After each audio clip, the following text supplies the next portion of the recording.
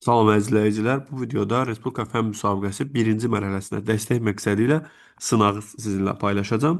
Deməli, bu fikir verirsiniz, keçən dəfə də paylaşdığım kitabdan, sınaqlardan 6-cısıdır. Keçən dəfə də ikinci sınağın izahını sizinlə paylaşmışdım. İzləməmisinizsə bu sahələrdə görünəcək. Həmçinin çox soruşan olur, kitabı hardan almaq olar. Kitabı deməli ala biləcəyiniz nömrəni açıqlamada yerləşdirmişəm. O nömrə ilə əlaqə saxlayıb uyğun yerlərdən kitabı əldə edə bilərsiniz. Həmçinin də PDF istəyənlər var. Sadəcə təəssüf ki, PDF-i paylaşa bilmirəm. Çünki müəllif hüquqlarına görə icazəsiz şəkildə paylaşa bilmərəm.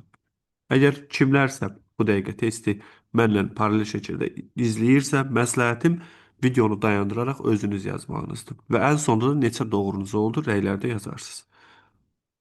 Deməli, ölçü vahidləri hansı bənddə düzgün verilmişdir? Burada baxırıq, məsələn, 1 desimetr 10 üstü mənfi 2 santimetr. Bu yanlışdır. Çünki 1 desimetr 10 santimetrdir. Yəni 10 üstü 1 santimetrdir. Buna görə 1 olan cavabları başlanğıcdan buradan atırıq. Sonra 1 santimetr 10 millimetr bu doğrudur. 1 litr 1 kub desimetr. 1 litr 1 kub desimetr bu da doğrudur. 1 desimetrin kubu 10 üstü 6 millimetrin kubudur. Deməli buna baxaq. 1 desimetrin kubuna baxanda 1 desimetr bərabərdir 10 üstü 2 millimetr. Kuba yüksəldəndə də 2 dəfə ölçüm 6 eləyir. Deməli, bu da doğrudur. Məsələn, 1 litr 100 millilitr yanlışdır. Bu 1000 millilitrdir. Ona görə 6 olan cavabı da atırıq. Cavab 2, 3, 4-dür. Vahid çevirmə sualı böyük ehtimal ki, düşəcək birinci müsabiqəyə, birinci mərhələyə. İkinci sual. Maddi nöqtə R radiusu çevrə üzrə bərabər sütlərə gedir. Hansı müddətdən sonra maddi nöqtənin yer dəyişməsinin modulu sıfıra bərabər olar? Yer dəyişmə nədir? Cismin başlanğıc və son nöqtəsini birləşdirən düz xətt.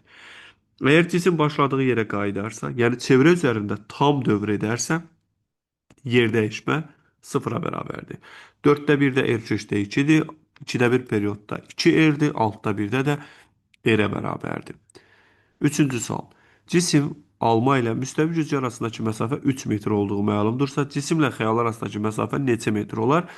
Deməli, ümumiyyətcə, müstəvi güzgüdə xəyal hər zaman mövhumi düzünə özü boyda alınır və cisim məsafəsi xəyal məsafəsinə bərabər olur. Cisim buradadırsa, xəyalda digər tərəfdə, buralarda şəkil üzərində yazmamaq üçün belə elədim. Məsələn, buna güzgünü burada yerləşdirsəm, deyək ki, güzgü buradadır. Əgər alma buradadırsa,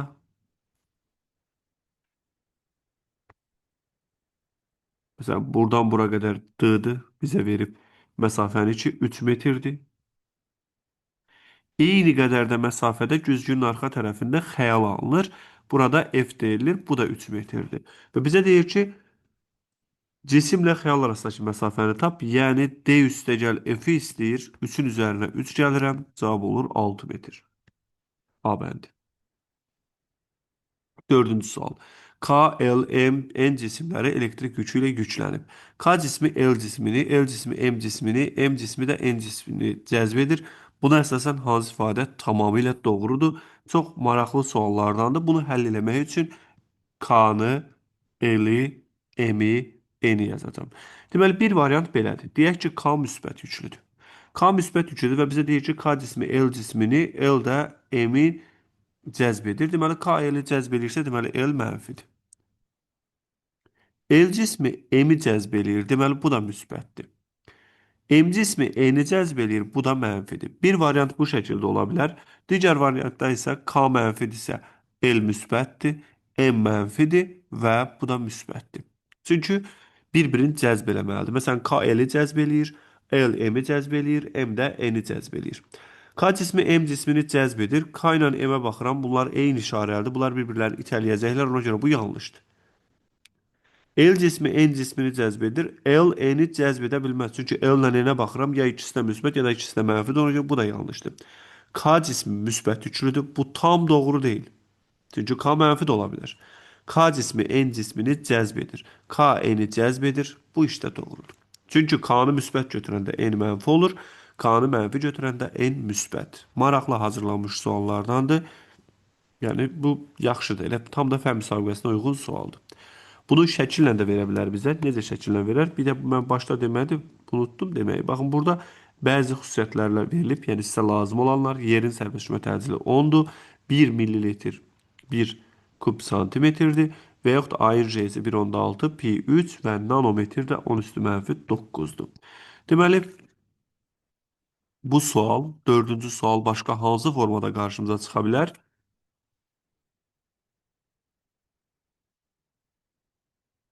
Mən sadəcə 3 dənəsini, yəni öz məktəbdə dərs dediyim şagirdlərə də bu şəkili çəkdirmişəm. Məsələn, belə forması ola bilər. Təsəvvür edin, bu K,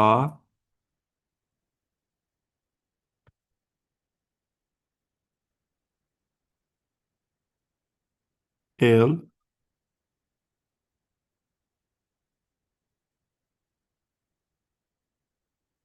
bu da M deyək. Məsələn, burada baxıram ki, K ilə L bir-birlərini cəzb edirlər. Deməli, əgər K-nı müsbət götürsəm, L olmalıdır mənfi. M-ə baxıram, M də L-ə cəzb olur, deməli bu da müsbətdir. Ya da ki, K-nı mənfi götürsəm, L olacaq müsbət, bu mənfi. Bu şəkildə olacaq. Beşinci sual. Saat əqrəbi 15:00-dan 17:00-a kimi eyni uzunluqlu dəqiqə və saat əqrəblərinin uclarının getdiyi yolların nisbəti nəyə bərabərdir? Deməli, öncə periodlarına baxaq və bir şeyi xatırladım. Mütləq şəkildə əgər əzbərləməmisinizsə, periodları əzbərləyin. Saatın saat əqrəbinin periodu 12 saat.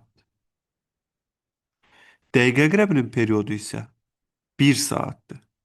İndi burada bizə deyir ki, 15:00-dan 17:00-a ümumi 2 saat gedib. 2 saatda dəqiqə əqrəbi 2 dövr edir. Ona görə L dəqiqə yazsam, bunu yazıram 2 pi r vurulsun 2. Yəni 4 pi r. 2 tam dövr edib. Saat əqrəbinə baxanda L saat 12 saatdır periodu. 2 saata 6'da 1 dövr edir. Ona görə bunu yazıram. 2 pi r bölünsün 6. Yəni pi r bölünsün 3. Və nisbətin tapanda, yəni L dəqiqə bölünsün L saat, L dəqiqənin yerinə 4 pi r bölünsün pi r bölünsün 3. Böləndə pi r ixtisar gedir. 3 ilə 4'üm 12. Əqrəblərin uzunluqları eyni olduğuna görə r-ləri ixtisar apardım. Pi'lər də ixtisar getdi. 2 saata dəqiqə əqrəbi 2 tam dövr edib. 2 tam dövr elədiyinə görə onun getdiyi yolu yazdım. 2 pi r vur 2, yəni 4 pi r. Saat əqrəbi 6'da 1 dövr eləyib. Çünki 12 saatlı periodu. O da verdi pi r bölünsün 3. Yəni 2 pi r'in 6'da 1'i. 4 pi r'i pi r bölə 3'ə böləndə cavab verdi 12. 6. K və L cisimlərinin yol zaman qrafikinə əsasən K-nın L-ə görə nisbi sürəti neçə metr bölək saniyə olar? Öncə bunların sürətini tapsaq, VK bərabərdir 15 bölünsün 3, bu verdi 5. Sonra VL bərabərdir 9 bölünsün 3, bu da bərabərdir 3. Və K-nın L-ə nəzərən sürətini tapanda VKL bərabərdir. VK çıxılsın VL, eyni istiqamətdədir, bunları çıxırıq. 5 çıxılsın 3, cavab olur 2. C bəndi. 7. H1 bərabərdə 6 metr hündürlükdən düşən top yer səthi ilə toqquşub geri qayıdarkən idmançı onu 1 metr hündürlükdə tutur. Topun getdiyi yol yer dəyişməsinin modulundan neçə dəfə çoxdur? Deməli, topun getdiyi yolu tapanda L bərabərdir 6 üstəgəl 1'dir. Yəni 6 metr aşağı düşdü, 1 metr yuxarı qalxdı. Yol oldu 7. Yer dəyişmə isə 6'dan düşdü, 1'də dayandı, 5 metrdir. Neçə dəfə çoxdur? L böləsi tapanda 7 böl 5, cavab 1,2. 8. Üst səthi şəkildəki kimi görünən sürtünməli masa üzərindəki, deməli L cisminə 12 və 5 Newton qüvvə ilə dartılır. Bu zaman L cismi hərəkətsiz qalır. L cisminə təsir edən sükunət sürtünmə qüvvəsinin qiymət və istiqamətini tapın. Sükunət sürtünmə qüvvəsi dartı qüvvəsinə bərabər olur və buna təsir edən dartı qüvvəsi bu iki qüvvənin əvəzləyicisidir. F əvəzləyici bərabərdir. Kök altda 12'nin kvadratı 144, üstə gəl 5'in kvadratı 25. 169, bu da verir 13 Newton. Qiymət 13 Newtondur. Sükunət sürtünmə də bu qüvvənin əksinə olacaq. Yəni sükunət sürtünmə yönələcək dartı qüvvəsinin əksinə. Ona görə cavab A variantıdır. Qiyməti də 13'dür. 9. Sükunət halından hərəkətə başlayan avtomobilin təcili 2 metr bölü saniyə kvadratıdır. Düz xəttlər çəkən avtomobil 72 km bölü saat sürəti qazanmasına nə qədər vaxt zaman sərf olunar və bu zaman nə qədər yol gedər? Öncə sürət çevrilməsi eləyəcəyin V bərabərdir. 72 km saatı metr bölü saniyə çevirirəm. Yəni ya 1000-ə vurub 3600-ə böləcəm, ya da 18-də 5-ə vuranda cavab olur 20. Və buradan sükunətdən başladığına görə V bərabərdir AT-dir. T-ni tapanda T bərabərdir V böl A. Yəni 20 böl 2 cavab oldu 10. S-i tapanda ya yazırıq S bərabərdir sükunətdən başladığı üçün AT kvadratı bölü 2. Yəni A-nın yerinə 2. T 10'lu kvadratı 100 bölü 2. Bu da verdi 100 metr. 10 saniyə və 100 metr cavab D bəndidir. Bunu yazmağın başqa bir üsulu da var və əslində sizin sinifə uyğun olan əsl yazma üsulu bu daha yaxşı olar. V-nin T-dən asılı qrafikini çəkərsiniz. Sıfırdan dayandığı yerdən cisim yalnız yeyinləşə bilər. Yeyinləşdi, sürətini çatdırdı 20-yə. Neçə saniyə vaxt sərf elədi? 10 saniyə. Bax, bu fiqurun sahəsini tapsaz, bu üçbucağın sahəsini tapsaz, bu da VT bölü 2, 20 vur 10 bölü 2. Elə sizə yolu verəcək. Yenə bir şey qeyd edib, sükunət vəziyyətindən cisim yalnız yeyinləşən hərəkət edə bilər. 10-cu sual. Basketbolçu əlindəki topu hansı trayektoriya üzrə atsa, top torun içərisindən keçə bilər. Deməli, bilirik ki, burada topa ağırlıq qüvvəsi təsir edir. Ağırlıq qüvvəsi topu aşağı istiqamətdə çəkdiyinə görə, hələ müqamət də var. Müqamət də nəzərə alsam, ümumiyyətlə aşağı çəkiləcək. Topu yuxarı istiqamətdə atmalıdır. Ya bu şəkildə atmalıdır, yəni bir kimi, ya da ki, daha da sərt formada, yəni bu formada atmalıdır. Ümumiyyətlə yuxarı istiqamətdə atmalıdır 1 və 4. Aşağı atsa ağırlıq qüvvəsi onu çəkəcək aşağıya doğru. 11-ci sual. Gümüşdən hazırlanmış naqildə hansı elektron sərbəst elektrona çevrilə bilər? Nüvədən uzaqda olan elektronu qoparmaq daha rahatdır. Ona görə də burada sərbəst hala keçə bilən bax bu elektrondur. B elektronudur. Buna irəlidə kimya dərsində siz buna valent elektron deyəsiniz. Yəni qopa bilən, rabitə yarada bilən elektronlardır. Nüvədən hansı uzaqdadırsa onu qoparmaq daha rahat olur. 12-ci sual. Riyazi rəqqasdan asılmış cisim bir nöqtəsindən iki nöqtəsinə hansı qüvvə və ya qüvvələrin hesabına hərəkət edir? Deməli, burada təsir edən ağırlıq qüvvəsidir. Və ağırlıq qüvvəsi iki toplanana ayrılır. Toplananlardan biri bu tərəfə yönəlir. Buna F paralel deyək. Bir tərəfi də bura yönəlib. Buna F perpendikulyar deyək. Və ipin gərilmə qüvvəsi. Deməli, mütləq ki, burada ağırlıq qüvvəsi var. Məsələn, sürtünmə qüvvəsində burada danışma olmaz. Çünki sürtünmə qüvvəsi toxunan səthlər arasında olur. Sonra gərilmə qüvvəsi var. İpin gərilmə qüvvəsi. Dartı qüvvəsi yoxdur. Burada elastiklik qüvvəsi də yoxdur. Cavab 1 və 3-dür. Yəni, riyazi rəqqasda rəqsin yaranma səbəbi ağırlıq və gərilmə qüvvələridir. Yaylı rəqqasa baxsaq, yaylı rəqqas sərtliyi K olan yaydan asılmış M kütləli cisimdir. Burada isə rəqsi yaradan elastiklik qüvvəsi və ağırlıq qüvvələridir. Çünki ağırlıq cismi yerə doğru çəkir, elastiklik də yayın dartılmasının əksinə. 13. Cismə təsir edən qüvvələrin əvəzləyicisi sıfır olduqda cisim necə hərəkət edir? Bu Newtonun birinci qanunudur. Əgər əvəzləyici qüvvə sıfıra bərabərdirsə, cisim ya sükunətdə qalar, ya da düzxətli bərabər sürətli hərəkət edər. Yeyinləşən deyil, yeyinləşən olmaq üçün qüvvə hərəkət istiqamətində olmalıdır. Yavaşlayan olmaq üçün qüvvə hərəkətin əksinə, çevrə olmaq üçün qüvvə hərəkətə perpendikulyar olmalıdır. 14. Qoyulmuş suala cavab tapmaq üçün yerinə yetirilən praktik tapşırıqdır.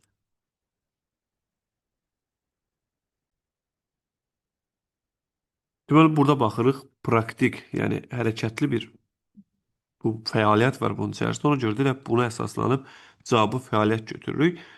Hər hansı bir suala cavab tapmaq üçün aparılan praktikadır. Buna da fəaliyyət deyəcəyik.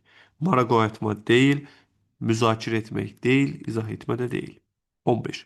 Kütləsi 2 kiloqram olan cismi suda tarazlıqdadır. Ona təsirən Arximed qüvvəsi neçə newton olar? Suda tarazlıqda dediyinə görə Arximed qüvvəsi, yəni suda üzür deyək burada daha doğrusu. Arximed qüvvəsi ilə ağırlıq qüvvəsinə bərabərdir. O da bərabərdir mg, yəni cavab 20 newtondur. 16. Maddənin hansı aqreqat halı dəyişməsində istilik ayrılır? İstilik ayrılır. Məsələn, ərimədə istilik udulur. Ona görə A olan cavabları buradan kənarlaşdırırıq.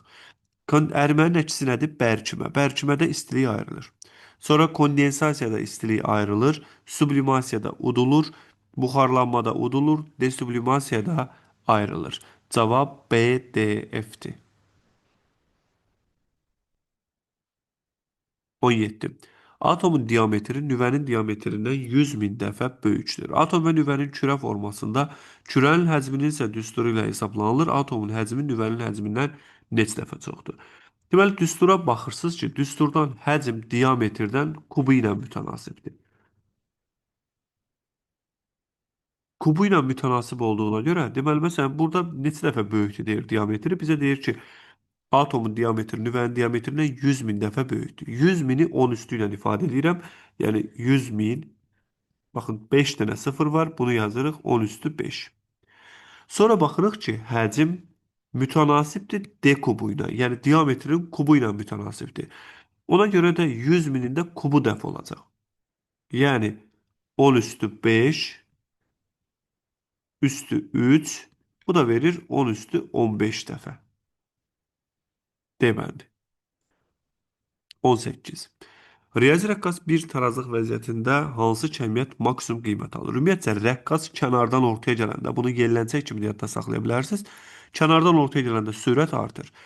Tam ortada kinetik enerji maksimum olur. Kinetik enerjinin düsturunu yazıram. Y kinetik bərabərdir. mv kvadratı bölünsün 2-dir. Potensial enerji sıfırdır. Sürət maksimum olur. Təcil sıfırdır. Qüvvə sıfırdır. İmpuls da maksimum olur. Cavab A, C, F'dir. Tarazlıq nöqtəsində bu kəmiyyətlər maksimum qiymət alır. Kənarda isə sıfır qiymət alırlar. Kənarda çünki dayanır. Məsələn, bu qıraqda sürət sıfırdır. Burada da sürət sıfırdır. Burada isə sürət maksimumdur. Kənarda sürət sıfır olduğuna görə kinetik enerji də sıfır olur. 19. 9 saniyədə 3 rəqsidən riyazi rəqqasın yükünün 60 saniyədə getdiyi yolu 40 metr olarsa, rəqqasın rəqs amplitudu və periodunu tapın. Rəqslərin sayına görə biz buradan period tapanda T bərabərdir. Kiçik T bölünsün N'dir. Yəni 9 bölünsün 3, bu bizə verdi 3 saniyə. Periyodu 3 saniyədir. 60 saniyədəki rəqslərin sayını tapanda buradan n bərabərdir. Kiçik T bölünsün böyük T. 60 bölünsün 3 bərabərdir 20. 20 dövr edib. 20 dövrdə gedilən yolun düsturu yazanda L bərabərdir 4x max vurulsun n. Bu bərabərdir deməli 40 metrə. X max bərabərdir, yəni amplitudu tapanda 40 bölünsün 4 vurulsun n. Yəni 4 vur 20. Bu sıfırla bunu apardım. 4'ü 8'e böləndə 0,5 metr. Amplitud 0,5, periyodsa 3'dür. Ümumiyyətcə, rəqs hərəkətdə yolu 4x vuraq n ilə tapırıq. Yəni 4 amplitud vuraq n. Bir periyodda 4 amplitud qədər yol gedilir. 20-ci sual. Aşağıdakı ifadələrdən hansılar doğrudur? Diffuziyanın sürəti temperaturdan düz asılıdır, doğrudur. Diffuziya qarışmadır. Diffuziyanın sürəti temperatur artanda artır. Bu doğrudur. Temperaturdan asılı deyil, yanlışdır. 2 olanları buradan kənarlaşdır. Diffuziyanın sürəti maddənin aqreqat halından asılıdır. Doğrudur. Aslı deyil, yanlışdır. Cavab 1 və 3-dür. Diffuziya nədir? Təmasda olan müxtəlif maddə molekullarının bir-birinə qarışması. Məsələn, ətrin qoxusunun yayılması, rəngin suya qarışması. Bunlar diffuziyadır. Diffuziya ən sürətli qazlarda, ən zəif isə bərk cisimlərdə olur. 21. Şəkildəki təcrübə hansı alim tərəfindən aparılmışdır? Bu, deməli, Rutherford təcrübəsidir. Məşhur Rutherford təcrübəsi. Rutherford nə edir? Burada alfa zərrəcikləri, yəni alfa zərrəciklər helium-2 4-dür. Göndərir qızıl lövhənin üzərinə. Göndərəndə baxır ki, burada da aurum yazılıb, qızıl lövhənin üzərinə göndərir. Görür ki, göndərdiyi şüaların əksəriyyəti meyl etmədən düz keçir. Nə deməkdir? Atomun böyük hissəsi boşluqdan ibarətdir. Bəziləri meyl edir, hətta geri qayıdırlar. Geri qayıtmaq nəyi göstərir? Atomun mərkəzində müsbət bir hissə var, yəni nüvəsi var. 22. Cismə təsir edən 80 və 100 Newton qüvvənin əvəzləyicisi neçə Newtondur? Bunlara baxıram, qüvvələr eyni istiqamətdədir. Biri çəkir, biri də itələyir. Eyni istiqamətdə olduğuna görə qüvvə toplanır. F əvəzləyici bərabərdir F1 üstəgəl F2. Yəni 80-nin üzərinə 100 gəlirik. Cavab olur 180 Newton. Qüvvələr eyni istiqamətdə olanda toplanır, əks olanda çıxılır. 90 dərəcə olanda kök altda kvadratlar cəmi. 23. Motosiklet, tır və avtomobil düz xətt boyunca sabit sürətlə hərəkət edirlər. Bu maşınların başlanğıc sıfır anında şəkil 1 T anında da şəkil 2-dəki kimidir. Motosiklet, tır və avtomobilin sürətləri uyğun olaraq VM, VT, VA olduğuna görə onlar arasında hansı münasibət doğrudur? Deməli, baxırıq ki, başlanğıc vəziyyətinə görə tır motosikletdən irəli keçib. Demək ki, tırın sürəti böyükdür motosikletin sürətindən. Avtomobil də tırın arxasındaydı, gəlib tırın qarşısına, yəni bura gəlib çatıbsa, demək ki, avtomobilin sürəti də böyükdür, deməli, tırın sürətindən. Onda ən böyük avtomobildir.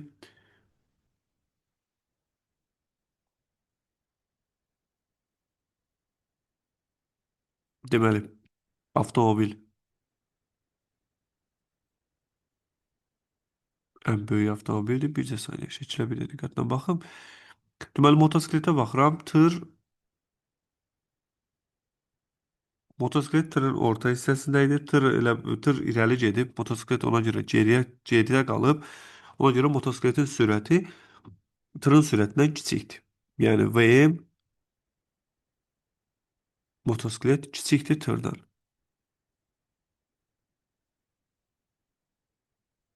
Amma avtomobilə baxanda, avtomobil isə tırın arxasındaydı, indi isə tırın ön hissəsinə gəlib çatıb.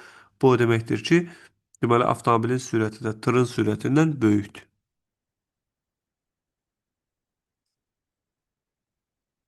Və yaxud bu suala başqa bir formada baxaq. Məsələn, eyni bir nöqtə var və bu nöqtə deyək ki, buradadır. Belə baxaq. Çünki eyni nöqtədən keçiblər bunlar. Eyni nöqtədən gəlib keçiblərsə ən yaxında olan avtomobildir. Deməli, sürəti ən az olan avtomobil olur. Əgər belə baxsaq, ən çox olansa motosikletdir. Yəni, motosikletin sürəti böyükdür tırın sürətindən. Çünki bunların arxa hissələri bir yerə gəlib çatırlar. Fikir verirsiniz. Bu xətlərə fikir verməmişdim öncədən. Yəni, mən sadəcə bir-birinin yanında hərəkət elədiyini düşünmüşdüm. Amma xətlərlə baxanda avtomobilin, tırın və motosikletin arxa hissəsi eyni yerə çatıb. Yəni, bunlar eyni bir nöqtəni gəlib keçiblər. Eyni nöqtəni gəlib keçəndə, məsələn, buna diqqət edirsə, ən az məsafəni avtomobil getmiş olacaq. Ən çox məsafəni motosikl getmiş olacaq. Daha doğrusu tır getmiş olacaq. Çünki düzdür, tırın burada məsafəsi azdır, bölgülər verilib.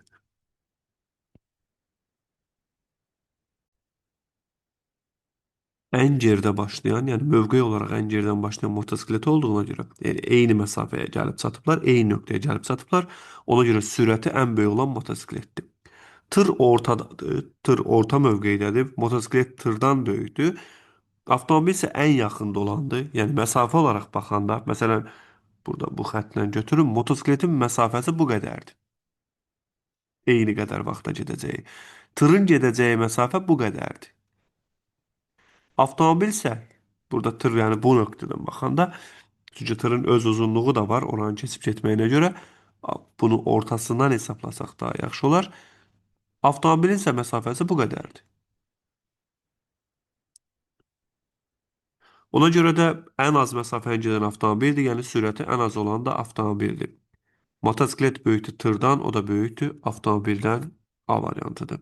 24. Yer səthində kütləsi 8 kiloqram olan cismə təsirin ağırlıq qüvvəsi neçə newtondur?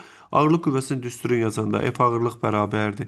M vurulsun J'dir. 8 vurulsun 10. Cavab 80 newton. 25. Rezin səthdə ayaqları ilə sürtünən bir sürücü avtomobilin metal hissəsinə toxunduqda ondan elektrik vurur. Bu hadisə üçün hansı fərqlər doğrudur? Sürücü torpaqlama yolu ilə yükünü üzərindən atıb yanlışdır. Burada torpağa yox, avtomobilə toxunub, ona görə bir olan cavabları atırıq. Sürücü toxunma yolu ilə yükünü avtomobilə paylaşıb, bu doğrudur. Sürücü toxunma yolu ilə elektriklə yüklənmişdir. Yanlışdır. Sürtünmə yolu ilə elektriklənir. Və burada nə baş verir? Sürtünmə yolu ilə elektriklənir. Müəyyən qədər statik elektrik topları üzərində metala toxunanda o elektrik, yəni artıq elektronlar ondan metala keçdiyinə görə bir cəryan keçməsi, elektrik vurması yaşayır. İndi bunun təcrübəsinə baxacağıq sizlə. Baxın, burada həm sürtünmənin elektriklənməni görəcəyik. Biz ayağın yerə sürtdükcə bilirsiniz, elektriklənir, sonra oradan cəryan keçir. Biraz da bu tərəfə çəkim. Bu dəqiqə sürtünməyin elektriklənmədir və müəyyən qədər statik elektrik toplanıb üzərində.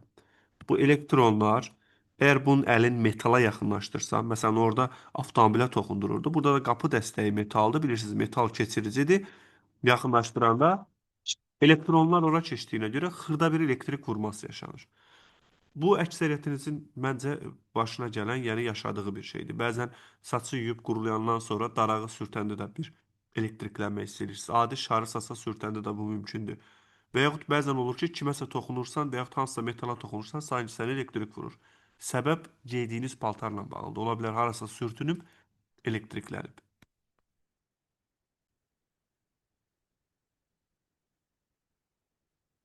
Qayıdaq testin ardına və beləcə bu sınağı da yekunlaşdırdım. Yəni 25 suallıq. Bu da sınaq 6-ya uyğun olan 25 sual idi. Yenə də xatırladıram. Kitabı ala biləcəyiniz nömrəni açıqlamada yerləşdirmişəm. O nömrə ilə əlaqə saxlayıb, yəni lazım məlumat ala bilərsiniz. Bir xatırlatma da edeyim. Kanalda fən müsabiqəsinə aid əvvəlki illərin imtahan sualları, həmçinin bu il keçirilən və keçən il keçirilən sınaq sualları da paylaşılıb. Onlardan da yararlanmağa çalışın. Mütləq şəkildə izləyin. Dərs izahları da var 7-ci sinifə aid. Həmçinin marağı olanlar üçün demək olar ki, hər gün təcrübə videoları paylaşıram. O təcrübə videolarını da izləyə bilərsiniz. Həm beləcə fizikanın maraqlı olan sahələrini görmüş olasınız, həm də yəni əylənərək öyrənəsiniz. Hər birinizə uğurlar arzu edirəm. Sağ olun. Növbəti videolarda görüşənə qədər.